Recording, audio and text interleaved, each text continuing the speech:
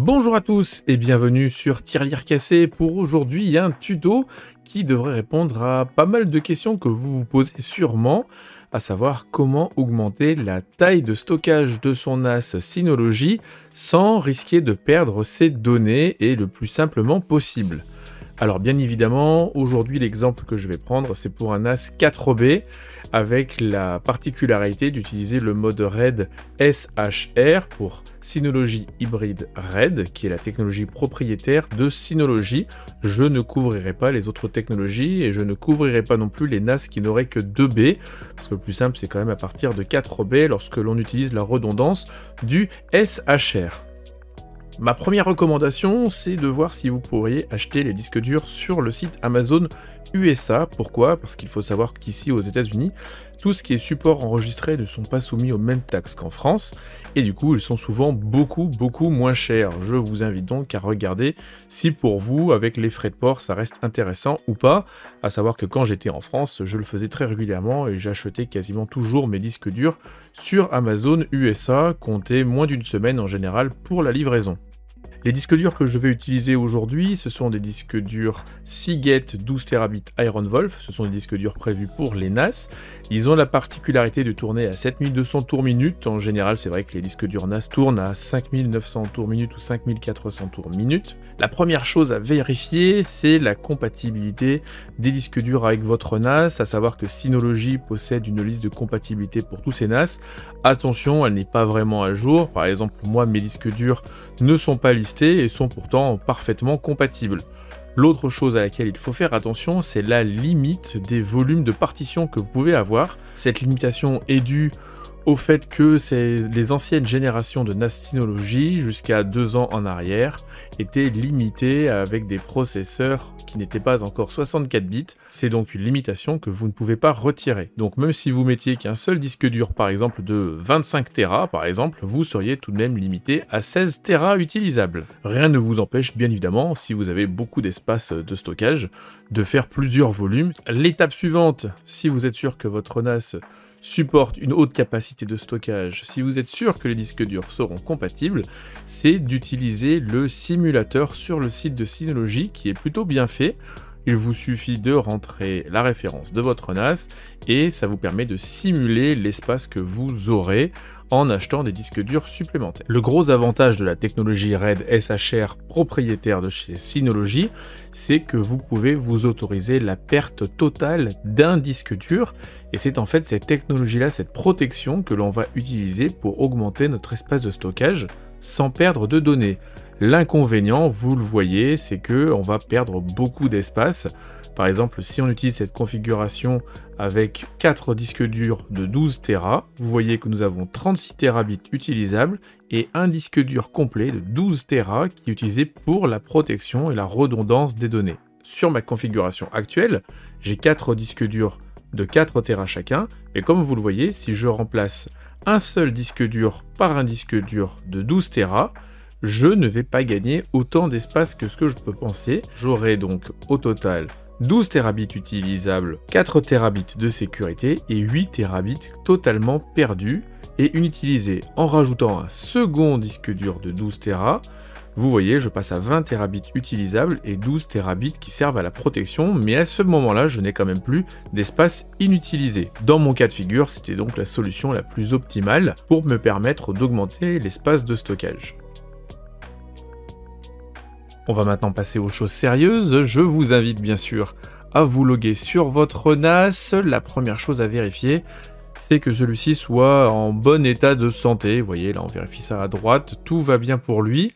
La seule chose qui ne va pas, c'est qu'il va manquer un peu de stockage maintenant. Comme vous allez le voir, j'arrive un peu au bout. 8 Tera 4 utilisés sur 10 Tera 8 de disponibles. C'est la raison pour laquelle j'ai donc décidé de faire un petit upgrade. Lorsqu'on va sur le storage pool, ça nous permet de voir les disques physiques. Un storage pool, c'est l'indication des disques physiques qui travaillent ensemble. Vous voyez, il y en a donc 4 de 4 Tera.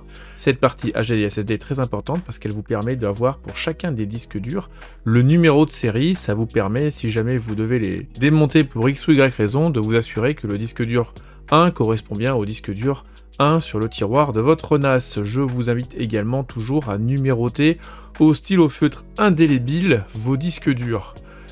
On va donc maintenant procéder à l'extinction du NAS. On fait ça proprement, vous avez vu, un petit clic. Le NAS que j'utilise moi, c'est un DS416J, malheureusement comme je vous l'ai dit, compatible uniquement jusqu'à 16 Tera de stockage. L'ouverture est très simple, rien de particulier, à savoir que vous devez toujours respecter l'ordre des disques durs 1, 2, 3, 4, c'est pour ça que je vous invite à les numéroter. Je vais donc moi tous les extraire, et comme vous le voyez, le NAS est quand même très poussiéreux, on va donc en profiter pour lui donner une petite cure de jouvence. Alors la méthode que vous voyez actuellement, c'est pas celle que je vous recommande, elle est très efficace, mais voilà, si vous abîmez quelque chose, je décline toute responsabilité, mais c'est ce qui marche le mieux. Maintenant que le NAS est propre, on commence par insérer les disques durs 2, 3 et 4 dans le même ordre, je le répète, c'est très important. Et on va venir démonter le premier disque dur de son rail pour pouvoir bien sûr le remplacer par un des premiers disques durs Seagate Iron Wolf NAS 12 Tera.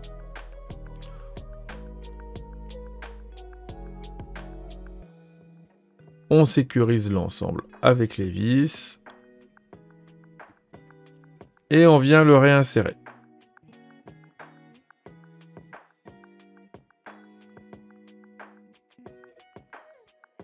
Voilà, maintenant que tout est en place, on referme le boîtier, on le rebranche, et bien sûr, on l'allume. Donc là, vous devez patienter jusqu'à la réinitialisation des 4 disques durs, hein, ça va prendre quelques minutes.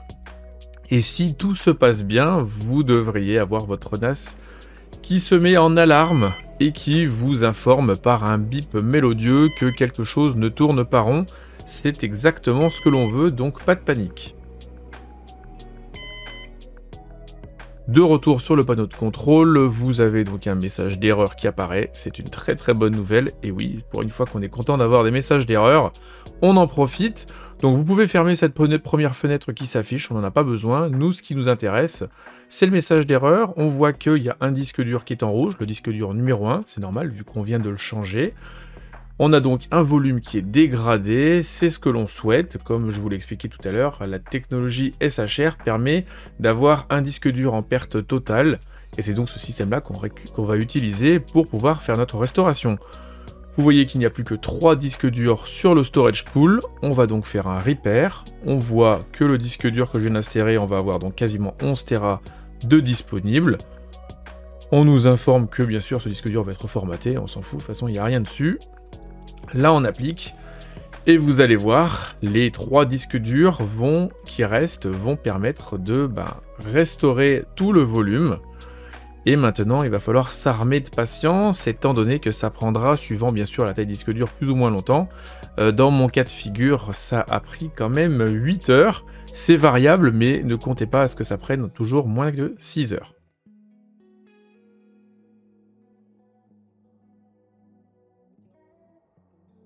« 8 heures plus tard, on retourne sur le NAS, comme vous le voyez. Il est en bonne santé, tout va bien, les 4 disques durs font partie du même storage pool, et si vous avez fait attention, la capacité totale n'a absolument pas changé, on a toujours 10,8 Tera de données, c'est tout à fait normal, étant donné que le changement d'un seul disque dur ne permet pas en SHR d'augmenter la capacité globale. Je vérifie rapidement que tout va bien, et là on va procéder au changement du disque dur numéro 2.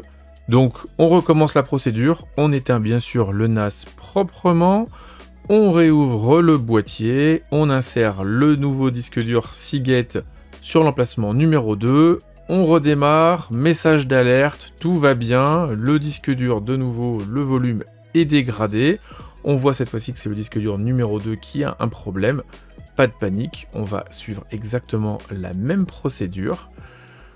On voit, comme vous le voyez, le disque dur numéro 2 a disparu. Et on va réparer. On va nous informer encore une fois que le disque dur numéro 2 va être formaté. Pas de panique, de toute façon il n'y a rien dessus. Là, on a l'indication dont je vous ai parlé tout à l'heure, à savoir que ce NAS-là, avec un CPU 32 bits, est malheureusement limité à 16 Tera. On va donc me proposer d'utiliser les 2 Tera qui seront restants, parce qu'on devrait avoir une capacité totale normalement de 18 Tera, ce que l'on ne va pas avoir. Et les 2 Tera restants, on peut très bien les utiliser pour créer un deuxième volume. Donc là, on vous demande si vous voulez convertir votre volume principal, vous dites oui. Et vous voyez, on aura donc 2 Tera 18 disponibles à la fin de la réparation, avec lesquels on peut créer un deuxième volume pour mettre d'autres données dessus.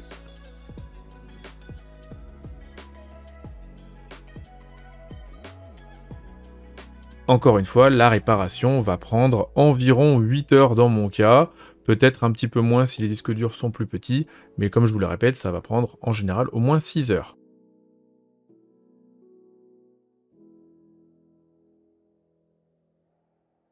De retour le lendemain, après que la réparation soit terminée, comme vous le voyez, le système est en pleine forme. Et cette fois-ci, on est bien passé à 16 Tera de stockage sur 18,2 de capacité. Tout va bien. Vous comprenez donc pourquoi il est important d'utiliser le simulateur, le calculateur de Synology pour ne pas être déçu.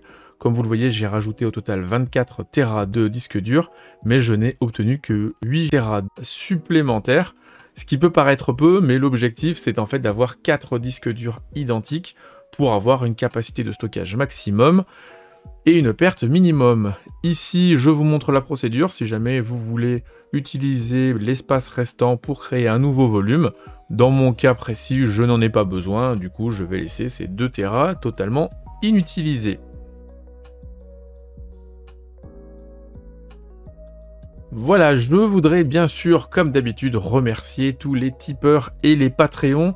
Sans vous, cette chaîne ne peut pas exister. C'est grâce à votre support que je peux vous faire du contenu de bonne qualité.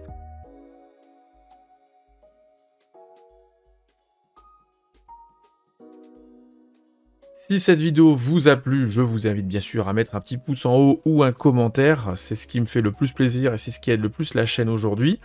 N'hésitez pas bien sûr à vous abonner si ce n'est pas encore fait, et moi je vous dis à très vite sur Tirelire Cassé pour de nouvelles vidéos. Prenez soin de vous, ciao.